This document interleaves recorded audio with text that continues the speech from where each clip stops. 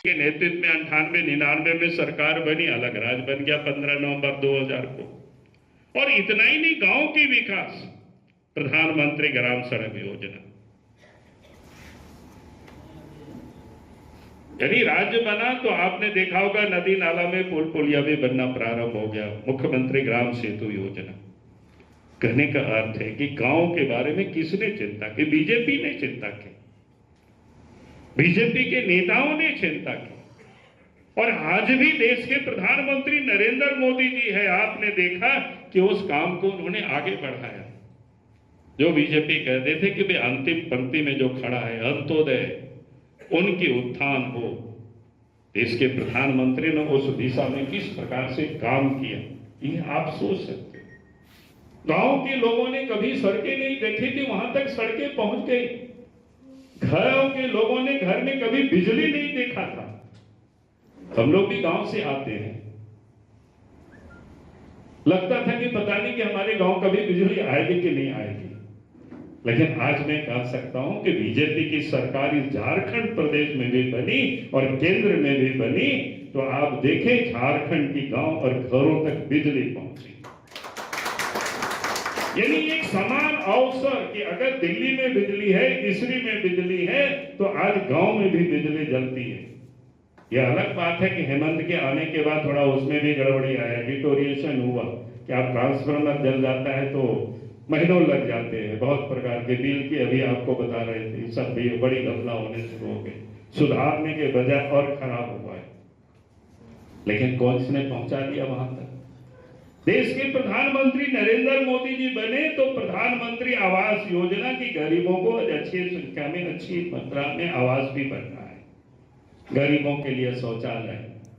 Corona काल आया तो वैक्सीन बनाए, भारत ने कभी कोई वैक्सीन नहीं बनाया था समय पर। और उस समय आपने देखा देश के प्रधानमंत्री नरेंद्र मोदी जी ने यहाँ के साइंटिस्टों के साथ मिल करके जो मेहनत की, आलोचना होते रहे लेकिन उसकी चिंता नहीं की। और कोरोना में भी एक नहीं, दो वैक्सीन बनाए, और वो भी दुनिया में सबसे अच्छे वैक्सीन माना जाता है किफायती में। अगर आप कल्पना करो, अगर भारत वैक्सीन नहीं बनाता तो दुनिया में शायद वैक्सीन कितनी महंगी हो जाती, उसकी तो पूरे देश के बड़े बड़े इकोनॉमी लोग प्लानिंग कर रखे थे। आज अगर देश के मोदी जी से लोग परेशान है, अमेरिका में भी बैठ करके कोई सोचता है कि नहीं मोदी जी को हटाना है, चीन में भी बैठ करके लोग सोचता है कि उनको हटाना है, और हमारे देश के भी नेता लोग लगे हुए। तो उस समय भी आप देख रहे थे, कई लोग चिट्ठी लिख रहे थे। हेमंत सोरेन ने भी कहा था कि हमको आयात करने की परमिशन दिया जाए, कई एक मुख्यमंत्रियों ने भी कहा कि बाहर से आयात करेंगे। लेकिन देश के प्रधानमंत्री चिंता नहीं की और यहाँ दो वैक्सीन तैयार हुआ। भारतवासियों को तो मुफ्त में मिला ही, और दुनिया को भी आपने वैक्सीन उपलब्ध कराया। इससे देश और दुनिया में उसकी कीमतें कम हो गई, यानी उसकी जो मारामारी था वो समाप्त कर दिया देश के प्रधानमंत्री नरेंद्र मोदी जी ने। सही मायने में जो नरेंद्र मोदी जी जो भारत की अपनी जो क्या है ना वसुधैव कुटुंबकम, उसको चरितार्थ किया कि भाई पूरी दुनिया हमारे परिवार है। कोरोना काल में गरीब कोई भूखे नहीं रहे, तो 80 करोड़ आबादी को अनाज, जनधन खाते में पैसा तो आज भी मिल रहा है। तो कहने का अर्थ मेरा इतना ही था कि देश के प्रधानमंत्री नरेंद्र मोदी जी, बीजेपी की सरकार, एनडीए की सरकार आज गरीबों की चिंता करते, गांव की चिंता करते, किसानों की चिंता करते, मजदूरों की चिंता करते। One nation one ration card, मजदूर कहीं काम के लिए अप्लाई करते हैं तो वहां भी वो एंट्री करा लेंगे तो वहां भी उनको राशन उसी कार्ड से मिल जाएगा। तो कहने का अर्थ है कि आप किस प्रकार से देश के प्रधानमंत्री ने कई को काम किए। विकास के क्षेत्र में आप देखेंगे, सड़कों के क्षेत्र में देख लीजिए, मेडिकल हेल्थ के क्षेत्र में देख लीजिए, आज गरीब 5 लाख रुपया तक के वो इलाज करा सकते हैं आयुष्मान योजना के तहत, उसके बीमा। यानी ये जो अभिनव प्रयोग है, दुनिया की सबसे बड़ा क्या कहते हैं हेल्थ इंश्योरेंस योजना है, अपने आप में कोई कम नहीं है। अभी तक 5 करोड़ से अधिक लोगों ने लाभ ले चुके हैं। देश के 50 करोड़ की आबादी को हमें उस कार्ड से बनाना है, जोड़ना है। तो कहने का अर्थ है कि देश के प्रधानमंत्री बीमार हो तो उसकी भी चिंता करते। पिछले बार झारखंड में बीजेपी की सरकार थी, झारखंड में भी 3 नए मेडिकल कॉलेज बने। आज आप देखते होंगे प्रत्येक दिन चर्चाएं होती है कि भाई हमारे अस्पतालों में डॉक्टर नहीं है। डॉक्टर कहां से आएंगे? डॉक्टर पैदा ही नहीं हो रहे। लेकिन देश के प्रधानमंत्री नरेंद्र मोदी जी ने 2014 तक जितनी हॉस्पिटल थे मेडिकल कॉलेज, उससे कहीं अधिक मेडिकल कॉलेज तो इन्होंने 9.5 वर्षों में बना के तैयार किए। और झारखंड में भी 3 नए मेडिकल कॉलेज बना। दुमका में मेडिकल कॉलेज, हजारीबाग में, पलामू में।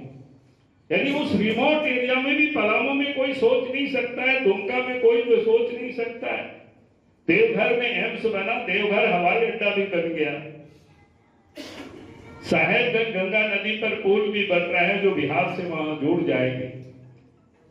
बंदरगाह भी बन रहा है। तो कहने का मतलब है कि विकास की, मैंने आपको चंद सिर्फ उदाहरण आपको बता, किस तेजी से झारखंड, किस तेजी से देश प्रगति कर रहा है, विकास कर रहा है। तो उससे स्थिति में आप सब लोगों से मेरा यही निवेदन है कि ये जो डुमरी का चुनाव है, आप सिर्फ डुमरी का ही चुनाव मत समझिए, ये चुनाव पूरे झारखंड का चुनाव समझिए, उसका एक प्रकार से टेस्ट समझिए। तो आप सब लोगों से मैं यही निवेदन करूंगा, विशेष कुछ और कहना नहीं है, क्योंकि आप सब लोग खुद समझदार लोग हैं। इस बार इस चुनाव में पार्टी ने बिल्कुल सोच समझ करके तय कि नहीं, हमें इस चुनाव को जीतना है और जिताने के लिए अपने भी जो समर्थक है, पता है अगर यहां तक जांच होगी तो फिर हमारे यहां तक पहुंचेगी जांच, क्योंकि उसमें वो भागीदार है। और जांच से बचने के लिए और बचाने के लिए सुप्रीम कोर्ट से महंगी वकील को ला रहे हैं, सुप्रीम कोर्ट में दायर कर रहे हैं कि भाई हमारे ऊपर जांच नहीं हो।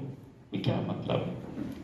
तो इसलिए आज इस प्रदेश के अंदर में जो भ्रष्टाचार है वो बिल्कुल, और मैं तो कहता हूं कि भ्रष्टाचार का क्या होता है, जब ऊपर में ही जब पानी, गंगोत्री में ही जब गंगा के क्या बोलते मैली हो जाए तो फिर नीचे कितना भी साफ करेंगे कभी साफ नहीं होगा।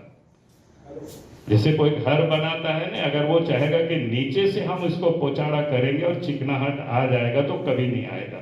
इसकी चिकनाहट के लिए मिस्त्री को ऊपर से पोचाड़ा करना पड़ता है। तो कहने का अर्थ है कि अगर झारखंड से हम चाहते हैं भ्रष्टाचार को समाप्त करना, तो भ्रष्ट लोग अगर आज कुर्सी पर बैठे हैं तो उनको उतारना पड़ेगा, तभी ये भ्रष्टाचार समाप्त होगा। और उसको उतारने के लिए हमने कहा कि आप लोगों को तो इस सुयोग अवसर मिला है भाई, ये 5 तारीख को इस अवसर का आप सब लोग बढ़िया से उपयोग करिए। जैसे अभी हम सुन रहे थे, सुरेंद्र जी कह रहे थे कि इसके चुनाव के समय आपने 90% वोट डाला, ये डालने वाला 90% की 90% वोट पड़ा था।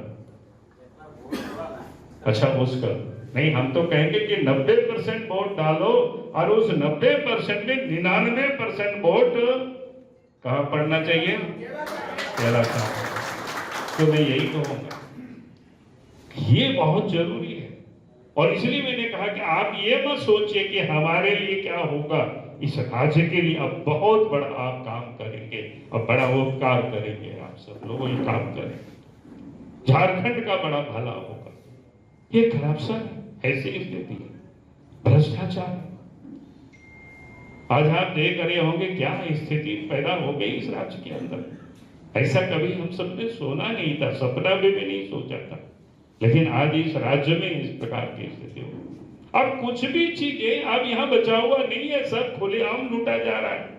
चाहे बालू हो, चाहे पत्थर हो, चाहे कोयला हो, चाहे जमीन हो, कहीं खाली पड़ी जमीन भी मिल जाए तो वो भी आपका कोई लोग दखल कर लेंगे। आप डीसी के यहाँ जाइए, सीओ के यहाँ जाइए, असल कहीं भी चले जाइए, कोई सुनने वाला नहीं मिलेगा आपको, दौड़ लगाते रहिए। तो ये हालत है इस प्रदेश की। मुझे लगता ही नहीं कि यहाँ कोई कानून की राज स्थापित है। और उसमें मैं आपको कहूंगा कि सरकार में बैठे हुए सरकार शामिल है। और मैं एक उदाहरण बताता हूं, नाम तो मैं नहीं बताऊंगा कहां का मामला है। एक जिला का मामला था, जमीन की गड़बड़ी। हमने राज्य की एक सीनियर अफसर से बात किया हमने कहा कि भाई वहां ऐसा ऐसा मामला गड़बड़ हो रहा है, आप उसको आप तो देखिए। बोला कि सर एक समय दीजिए, मैं बात करके पता करता हूं, मैं बताता हूं क्या कर सकता हूं। और बात किया, दूसरे दिन उन्होंने हमको टेलीफोन किया, उन्होंने कहा कि सर क्षमा करेंगे, आपने कहा बाकी तो सच है, सब गड़बड़ है।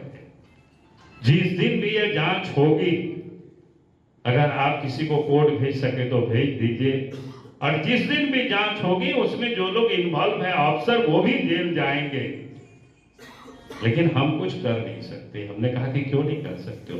बोला कि सर कांके रोड उसमें एक सीनियर ऑफिसर अगर इस प्रकार से किसको बोल रहा है, बाबूलाल मारंडी को बता रहा है, तो आप समझ सकते हो कि अफसरों की भी क्या लाचारी होगी। और वो कांके हाउस भी किस प्रकार से जमीन को लूटने में शामिल है, उससे बड़ा और जीता जगता कोई दूसरा उदाहरण नहीं हो सकता है।